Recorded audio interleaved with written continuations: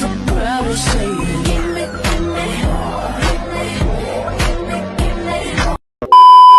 கமிட்டான Avengers யாரும் கோபப்பட வேணாம், வெறும் டைட்டில் பார்த்துட்டு மட்டும் கமெண்ட்ல போய் திட்ட வேணாம். So this is the disclaimer for this video.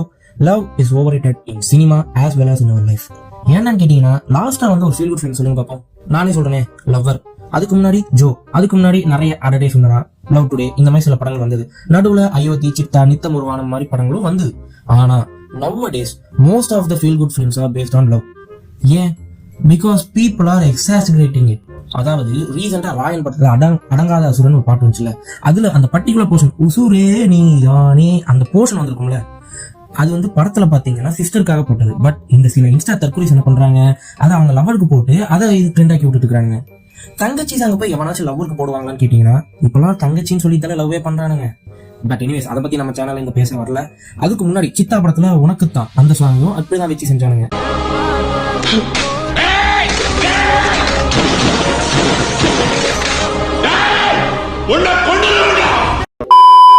அதாவது எல்லாத்துலயும் காதல், நின்னா காதல், பார்த்தா காதல், சிரிச்சா காதல், உட்காந்தா காதல், அழுதா காதல், இப்படி கண்ட எல்லாத்துலயும் காதல். சரி, அதை யாச்சும் ஒழுங்கா பண்றான்னு கேட்டா அதுவும் கிடையாது. என் காலேஜ்ல more than 8K ஸ்டூடெண்ட்ஸ் இருப்பாங்கன்னு வச்சுப்போம். என் ஃப்ரெண்டு கிட்ட மச்சான் அந்த பொண்ணு நல்லா இருக்கா அப்படின்னு நான் கேட்டா, மச்சான் அவளை போட்டாங்கடா. அதாவது ஒரு பொண்ணு போட்டாங்க அப்படின்னா கூட சொல்றான்னா ஓகே பரவாயில்ல, பாக்குற எல்லா பொண்ணையும் இவன் அவளை போட்டான், அவன் இவளை போட்டான், இவன் அவனை போட்டு அவன் அவளை போட்டான்னு சொன்னாங்க. அப்ப இதே வேலையாதான் காலேஜ்ல சுத்துறாங்களா அப்படிங்கிற ஒரு டவுட் எனக்கு வருது. இது வந்து நான் என்னடா சினிமா பத்தி பண்ற விட்டு அப்படியே இங்க போறீங்கன்னு கேட்டீங்கன்னா, இதை நான் சொல்லிட்டு உங்களுக்கு அந்த சினிமால ஏன் இது இம்பாக்ட் ஏன் இவ்வளவு கேவலமா போயிட்டு இருக்குங்கிறது சொன்னாதான் புரியும்னு நான் நினைக்கிறேன். சோ அதனாலதான் இதை ரியல் லைஃப் சினாரியோ சொல்லி நான் உங்களுக்கு சொல்லலாம் முடிவு பண்றேன். அதாவது அவெஞ்சர்ஸ் எனக்கு ஒண்ணுமே புரியல, ஒரே குழப்பமா இருக்கு. இதே வேலையா சுத்துறாங்களா எனக்கு ஒண்ணுமே புரியல. அப்ப இதே வேலையா தான் எல்லா காலேஜும் இருக்காங்களான்னு எனக்கு தெரியல. ஸ்டில் தட்ஸ் மை பர்சனல், அதை நம்ம இதுவும் அதெல்லாம் நம்ம நோட்டக்கூடாது. ஆனா அதுக்குன்னு ஒரு இப்படியா? What I'm asking is why this is like this, why this generation got this ன்னு கேக்குறேன். ஒய்ன்னு கேட்டீங்கன்னா this is because of the impact of cinema in our life. ஒரு எக்ஸாம்பிள் சொல்றேனே, KGF 2 பார்த்துட்டு எனக்கு வந்து வெளியில அந்த தியேட்டர்ல இருந்து வெளியில வரப்ப எவனையாச்சும் அடிக்கணும், அப்படியே அந்த வெறியில கிளைமேக்ஸ் ஃபைட்ல அடிச்ச மாதிரி அடிக்கணும்னு சொல்லி எனக்கு ஒரு வெறி வந்தது.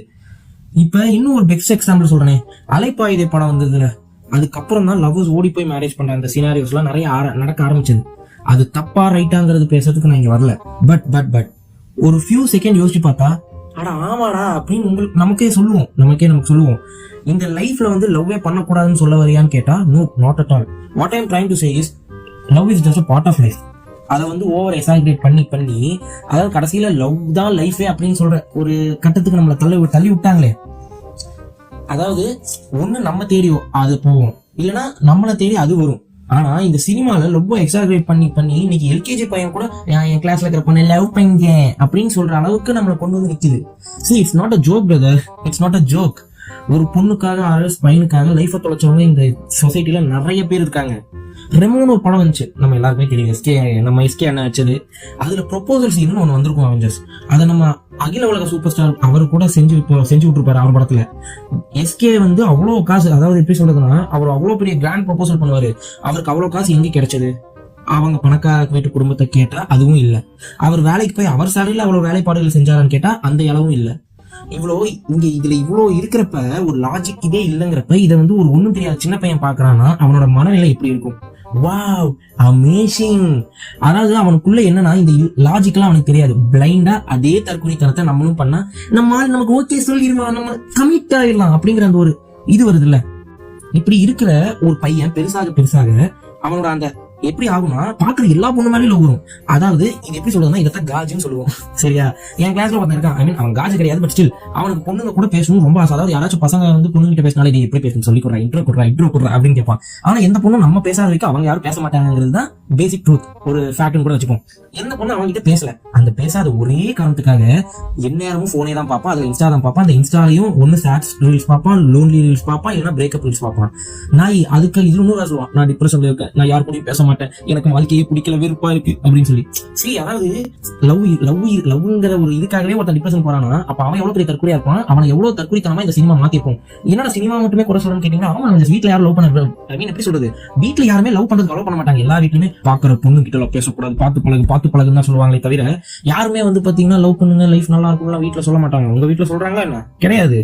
சோ அப்ப வீட்ல இருந்து அது இம்பாக்ட் வரது இல்ல, சொசைட்டில இருந்து வருதுன்னா அந்த சொசைட்டிங்கிறது ஒண்ணு சினிமா கொடுக்குற இம்பாக்ட் மூலியமா தன்னை தானே செதுக்கிட்டு இருக்குது. இப்ப எக்ஸாம்பிளுக்கு நம்ம கர்ணன் படம், கர்ணன் இந்த ஜாதி ரிலேட்டடான மூவிஸ் வரப்ப நம்ம வந்து இப்படிலாம் இருக்கா அப்படின்னு நம்ம பார்ப்போம். ஏன்னா நம்மள சிட்டில இருக்கிறோம். பட் ஆனா ரூரல் ஏரியாஸ்ல இன்னும் இந்த மாதிரி கேவலமான நடந்துட்டு தான் இருக்கு. நான் அதை பத்தி ஒன்னும் நம்ம வேற வீடியோல பேசுவோம். இப்போ இதுல உதால so cinema has a huge impact in creating a society. So அப்படி இருக்கிறப்ப நம்ம அது எவ்வளவு கான்சென்ட்ரேட்டடா, எவ்வளவு கண்ணியமா, எவ்வளவு கரெக்டா நம்ம வந்து அதை பிரசென்ட் பண்ணணும் அப்படிங்கறத நான் சொல்ல வரேன். சோ இதெல்லாம் மாறணும்னா இந்த மாதிரி future generation as well as this current generation இந்த மாதிரி யாரும் இருக்க கூடாதுன்னா மூவிஸ்ல லவ்ங்கிறத ரியல் டே டு டே லைஃப்ல எப்படி இருக்கோ அதே மாதிரியே பிக்சரைஸ் பண்ணணும். அதுதான் என்னோட இது. சோ அவ்வளவுதான், வீடியோ முடிஞ்சு. ஓகே அவெஞ்சர்ஸ், தேங்க்ஸ் ஃபார் வாட்சிங். புரிஞ்சுக்கோங்கடா, love is just a part of life டா. வாழ்றதா சிறந்த வாழ்க்கைன்னு ஒவ்வொருத்தருக்கும் சொல்லப்படும்.